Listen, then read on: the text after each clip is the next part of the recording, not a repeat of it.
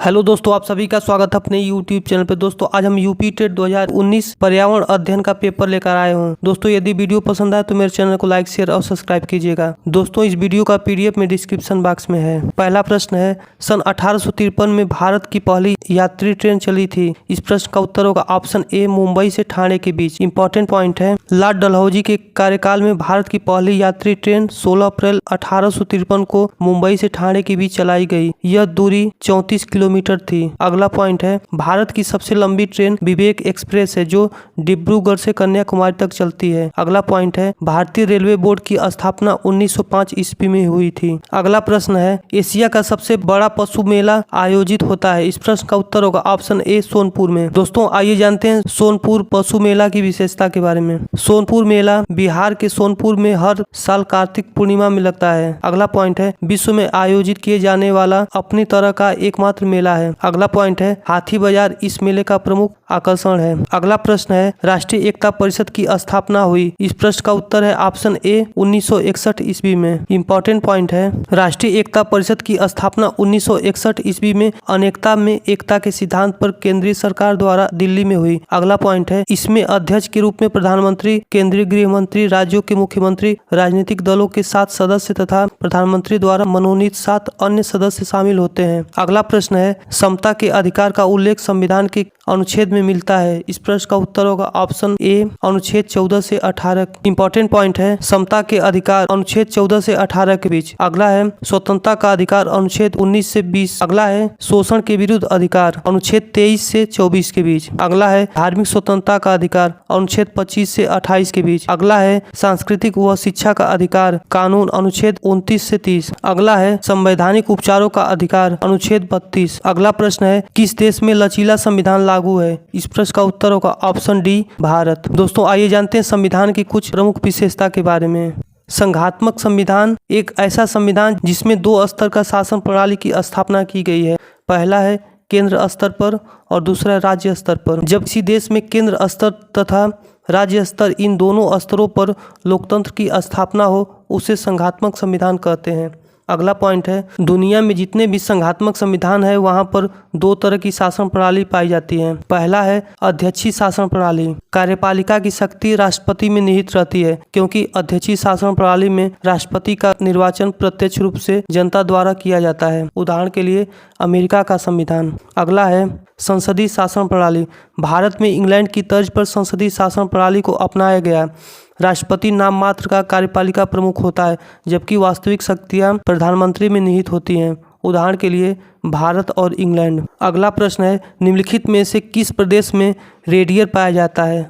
इस प्रश्न का उत्तर होगा ऑप्शन डी, टुंड्रा प्रदेश। इंपॉर्टेंट पॉइंट है, रेडियर टुंड्रा प्रदेश में पाया जाता है। अगला पॉइंट है, रेडियर टुंड्रा प्रदेश के निवासियों के लिए परिवहन और मालती के काम आते हैं। अगला पॉइंट है, ठंडा से बचने के लिए यहाँ के निवासी रेडियर की खाल पहनते हैं। अगला पॉइंट है, भोजन के रूप में रेडियर के मांस तथा दूध का उपयोग करते हैं। अगला प्रश्न है, निम्नलिखित में से कौन सा शीतोष्ण घास नहीं है। इस प्रश्न का उत्तर होगा ऑप्शन ए, कम्पास। दोस्तों आइए जानते हैं उष्ण कटिबंधीय घास के मैदान तथा शीतोष्ण कटिबंधीय घास के मैदान को। उष्ण कटिबंधीय घास के मैदान पूर्वी अफ्रीका में सवाना कहते हैं, ब्राजील में कम्पास कहा जाता है, वेनेजुएला में लानोस कहते हैं। अगला है शीतोष्ण कटिबंधीय घास के मैदान। अर्जेंटीना में शीतोष्ण कटिबंधीय घास के मैदान को कम्पास कहते हैं। अगला पॉइंट है, उत्तरी अमेरिका में शीतोष्ण कटिबंधीय घास के मैदान को प्रेयरी कहा जाता है। अगला पॉइंट है, दक्षिण अफ्रीका में शीतोष्ण कटिबंधीय घास के मैदान को वेल्ड कहा जाता है। अगला है मध्य एशिया। मध्य एशिया में शीतोष्ण कटिबंधीय घास के मैदान को स्ट्रेपी कहा जाता है। अगला है ऑस्ट्रेलिया। ऑस्ट्रेलिया में शीतोष्ण कटिबंधीय घास के मैदान को डाउन्स कहा जाता है। अगला प्रश्न है, जनसंख्या के आकार के अनुसार बृहत्तम महाद्वीप है। इस प्रश्न का उत्तर होगा option B, Asia. Important point है, एशियाई महाद्वीप भूमध्य सागर, अंध सागर, प्रशांत महासागर और हिंद महासागर से घिरा हुआ है। अगला पॉइंट है, काकेकस पर्वत श्रृंखला और यूराल पर्वत प्राकृतिक रूप से एशिया को यूरोप से अलग करते हैं। अगला है, एशिया महाद्वीप पृथ्वी की कुल क्षेत्रफल का 1/3 भाग पर फैला हुआ है। अगला पॉइंट है, यह महाद्वीप पूर्वी गोलार्ध में स्थित है। अगला प्रश्न है, भारत में थारू जनजाति कहाँ निवास करती हैं। दोस्तों इस प्रश्न का उत्तर आयोग द्वारा ए और बी को माना गया है। 2011 की जनगणना के अनुसार भील भारत का सबसे बड़ा आदिवासी समूह है। अगला प्रश्न है, भिलाई इस्पात संयंत्र स्थित है। इस प्रश्न का उत्तर होगा ऑप्शन ए, छत्तीसगढ़ में। इंपॉर्टेंट पॉइंट है, यह भारत का पहला इस्पात उत्पादक संयंत्र है तथा मुख्यतः रेलों का उत्पादन करता है। इस स्थापना सोवियत संघ की सहायता से 1955 ईस्वी में हुई थी। अगला पॉइंट है, भारत में देश का पहला लौह उद्योग कारखाना 1874 ईस्वी में कुल्टी, पश्चिम बंगाल आयरन वर्क के नाम से स्थापित किया गया। अगला प्रश्न है, भारत में महिलाओं के लिए आरक्षण की व्यवस्था कहाँ है? इस प्रश्न का उत्तर होगा ऑप्शन सी, पंचायत राज संस्थाओं में। इंपॉर्टेंट पॉइंट है, संविधान के 73वें संविधान संशोधन 1992 में महिलाओं को पंचायत में 1/3 आरक्षण दिया गया है। वर्तमान समय में इस आरक्षण को कई राज्यों में इस सीमा को बढ़ाकर 50% तक कर दिया गया है। अगला पॉइंट है, 73वें संविधान संशोधन के समय भारत के प्रधानमंत्री नरसिम्हा राव थे। अगला प्रश्न है, किसी राज्य के राज्यपाल की नियुक्ति के लिए कम से कम क्या उम्र होनी चाहिए? इस प्रश्न का उत्तर होगा ऑप्शन डी, 35 वर्ष। इंपॉर्टेंट पॉइंट है, किसी राज्य के राज्यपाल के रूप में नियुक्त करने के लिए भारत के संविधान द्वारा निर्धारित न्यूनतम आयु 35 वर्ष है। अगला पॉइंट है, राज्यपाल प्रत्येक राज्य का संवैधानिक प्रमुख होता है, जिसे राष्ट्रपति द्वारा 5 वर्ष की अवधि के लिए नियुक्त किया जाता है। अगला पॉइंट है, किसी राज्य का राज्यपाल बनने के लिए किसी को संसद के किसी भी सदन या राज्य विधानमंडल के सदन का सदस्य नहीं होना चाहिए और उसे किसी अन्य लाभ के पद पर नहीं होना चाहिए। अगला पॉइंट है, संविधान के भाग 6 में अनुच्छेद 153 से 167 तक राज्य कार्यकारिणी से संबंधित है। अगला पॉइंट है, लोकसभा और विधानसभा में सदस्यता के लिए न्यूनतम आयु 25 वर्ष है। अगला पॉइंट है, राज्यसभा और विधान परिषद में सदस्यता के लिए न्यूनतम आयु 30 वर्ष है। अगला पॉइंट है, राष्ट्रपति बनने के लिए न्यूनतम आयु 35 वर्ष है। अगला पॉइंट है, भारत के नागरिकों की मतदान आयु 18 वर्ष है। पहले यह 21 वर्ष थी, लेकिन 61वें संविधान संशोधन अधिनियम के अनुसार इसे घटाकर 18 वर्ष कर दिया गया। अगला प्रश्न है, सूची 1 और सूची 2 का सुमेलन करते हुए सही कूट चुने।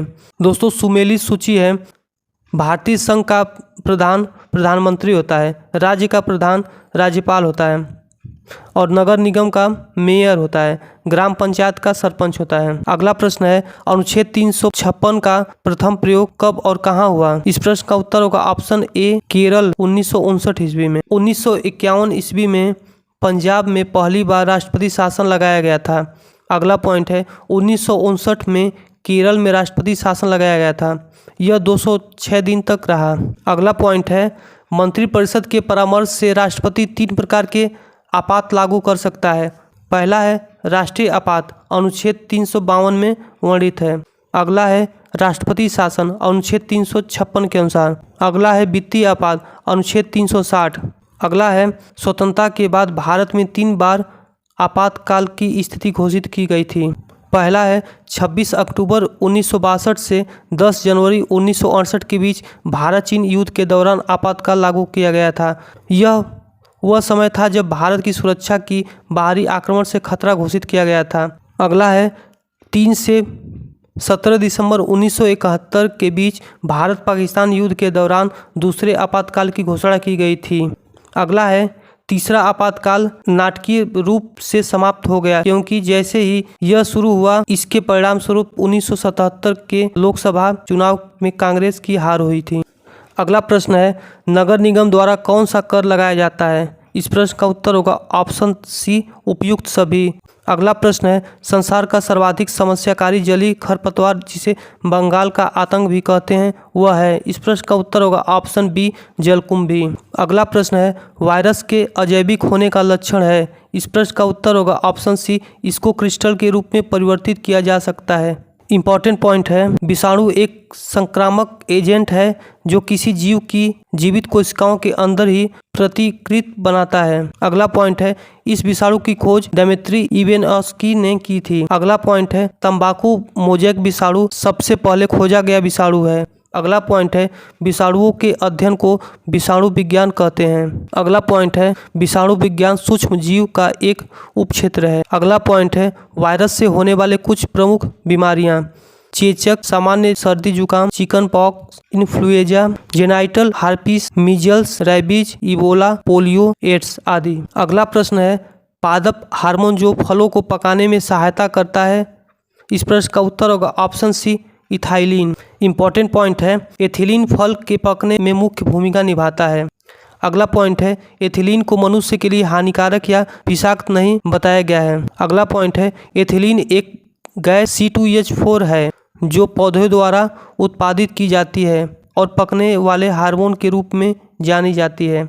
अगला पॉइंट है यह फल पकने को प्रेरित करता है। अगला पॉइंट है कृत्रिम रूप से पकने वाले फल के लिए कुछ देशों में कैल्शियम कार्बाइड का उपयोग किया जाता है। अगला पॉइंट है जब कैल्शियम कार्बाइड नमी के संपर्क में आता है तो एसिटिलीन गैस पैदा करता है। अगला पॉइंट है एसिटिलीन गैस प्राकृतिक पकने वाले एजेंट एथिलीन के समान प्रभाव प्रदान करती है। अगला प्रश्न है स्वतंत्र रूप में भूमि में रहने वाला अवायवीय जीवाणु जिसे नाइट्रोजन स्थिरीकरण क्षमता होती है वह है। इस प्रश्न का उत्तर होगा ऑप्शन बी क्लासिट्रिडियम। अगला प्रश्न है किस प्रकार का डीएनए कोशिका में सामान्य रूप में पाया जाता है। इस प्रश्न का उत्तर होगा option B DNA. Important point है बी डीएनए का एक प्रकार आमतौर पर कोशिका के भीतर पाया जाता है। अगला पॉइंट है बी डीएनए में दोहरी कुंडलित संरचना है। दोहरी कुंडलित के दो रेशे प्रति समांतर और प्लेटोनमिक रूप से कुंडलित है। अगला पॉइंट है जेम्स वाटसन और फ्रांसिस क्रिक ने वर्ष 1950 में डीएनए की खोज की थी। अगला प्रश्न है निम्न में से कौन सा अचल जीव का उदाहरण है। इस प्रश्न का उत्तर होगा ऑप्शन डी यूप्लेक्लेटा। अगला प्रश्न है प्रोटीन अणुओं की इकाई है। इस प्रश्न का उत्तर होगा ऑप्शन डी ग्लूकोज। ग्लूकोज का रासायनिक सूत्र है C6H12O6। अगला प्रश्न है निम्न में से कौन सा अंगक पादप कोशिकाओं में अनुपस्थित होता है। इस प्रश्न का उत्तर होगा ऑप्शन सी तारकाय। अगला प्रश्न है मनुष्य के शरीर की सबसे बड़ी ग्रंथि है। इस प्रश्न का उत्तर होगा ऑप्शन सी यकृत। इंपॉर्टेंट पॉइंट है मस्तिष्क के केंद्र के पास स्थित पीनियल ग्रंथि मानव शरीर की सबसे छोटी ग्रंथि होती है जिसकी लंबाई लगभग 5 से 8 मिलीमीटर होती है। अगला प्रश्न है उत्तर प्रदेश का राज्य पक्षी है। इस प्रश्न का उत्तर होगा ऑप्शन डी सारस या क्रेन। इंपॉर्टेंट पॉइंट है उत्तर प्रदेश का राज्य पशु बारसिंघा है। राजकीय पुष्प पलाश है। राजकीय वृक्ष अशोक है। उत्तर प्रदेश का स्थापना 24 जनवरी 1950 को हुआ है। अगला है उत्तर प्रदेश की राजधानी लखनऊ है। उत्तर प्रदेश का क्षेत्रफल 2,43,286 वर्ग किलोमीटर है। उत्तर प्रदेश में 75 जिले हैं। उत्तर प्रदेश में 18 मंडल हैं। उत्तर प्रदेश के वर्तमान में मुख्यमंत्री योगी आदित्यनाथ तथा राज्यपाल आनंदीबेन पटेल हैं। अगला प्रश्न है पूर्वा किस अधिवास में शामिल है। इस प्रश्न का उत्तर होगा ऑप्शन ए ग्रामीण। इंपॉर्टेंट पॉइंट है पूर्वा ग्रामीण अधिवास में शामिल है। यह अधिवास सामान्यतः पश्चिम बंगाल, पूर्वी उत्तर प्रदेश, मध्य प्रदेश और तटीय मैदानों में पाए जाते हैं। अगला प्रश्न है कौन सा ज्वालामुखी पर्वत है। इस प्रश्न का उत्तर होगा option C Kilimanjaro. Important point है माउंट किलिमंजारो जिसकी ऊंचाई 5,895 मीटर है। यह एक ज्वालामुखी पर्वत है और सबसे बड़ा मुक्त खड़ा पर्वत है। अगला पॉइंट है इस पर्वत में 3 शंकु है कीबो, मार्वेजी और सिरा। इसमें कीबो निष्क्रिय है और इसके कभी भी फटने की आशंका है जबकि मावनेजी और सिरा विलुप्त हो चुके हैं। अगला है हैंस मेयर और लुडविग फ्लेचर 1889 में माउंट किलिमंजारो पर चढ़ने वाले पहले व्यक्ति बने। अगला पॉइंट है 1987 में किलिमंजारो नेशनल पार्क के नाम से पहाड़ और आसपास को यूनेस्को की विश्व धरोहर स्थल बनाया गया था। अगला प्रश्न है एलिफेंटा द्वीप अवस्थित है। इस प्रश्न का उत्तर होगा ऑप्शन बी मुंबई तट पर। इंपॉर्टेंट पॉइंट है एलिफेंटा द्वीप जिसे धारापुरी किले के नाम से भी जाना जाता है अरब सागर के मुंबई बंदरगाह में स्थित एक द्वीप है। अगला पॉइंट है मुंबई के पूर्व में लगभग 6 मील और पश्चिम भारत के महाराष्ट्र राज्य के मुख्य भूमि तट के 2 मील पश्चिम में स्थित है। अगला पॉइंट है एलिफेंटा द्वीप का नाम 16वीं शताब्दी के पुर्तगाली खोजकर्ता द्वारा प्रवेश द्वार के पास एक हाथी की एक अखंड बेसाल्ट मूर्ति को देखने के बाद दिया गया था। अगला प्रश्न है मानसूनी वन पाए जाते हैं जहां वर्षा होती है। इस प्रश्न का उत्तर होगा ऑप्शन डी 70 से 200 सेंटीमीटर। इंपॉर्टेंट पॉइंट है मानसून के जंगल पाए जाते हैं जहां वर्षा 70 से 200 सेंटीमीटर होती है। इन्हें उष्णकटिबंधीय पर्णपाती वन भी कहा जाता है। दोस्तों आइए जानते हैं कुछ वन के प्रकार और वर्षा को। उष्णकटिबंधीय सदाबहार वन, जहाँ 200 सेंटीमीटर से अधिक वर्षा होती है। उष्णकटिबंधीय पर्णपाती वन, जहाँ 100 से 200 सेंटीमीटर के बीच वर्षा होती है। अगला है शुष्क पर्णपाती, जहाँ 70 से 100 सेंटीमीटर के बीच वर्षा होती है। अगला है उष्णकटिबंधीय कांटेदार, जहाँ 50 सेंटीमीटर से कम वर्षा होती है। अगला है नम पर्णपाती, जहाँ 100 से 200 सेंटीमीटर के बीच वर्षा होती है। अगला प्रश्न है कार्बी एंगलोंग पठार विस्तार है। इस प्रश्न का उत्तर होगा ऑप्शन डी, प्रायद्वीपीय पठार का। इंपॉर्टेंट पॉइंट है, यह दक्कन के पठार का विस्तार है और इस प्रकार के मेघालय पठार का एक हिस्सा है। अगला पॉइंट है पठार एक समतल ऊंची भूमि है जो कम से कम एक तरह के आसपास के क्षेत्र में तेजी से ऊपर उठती है।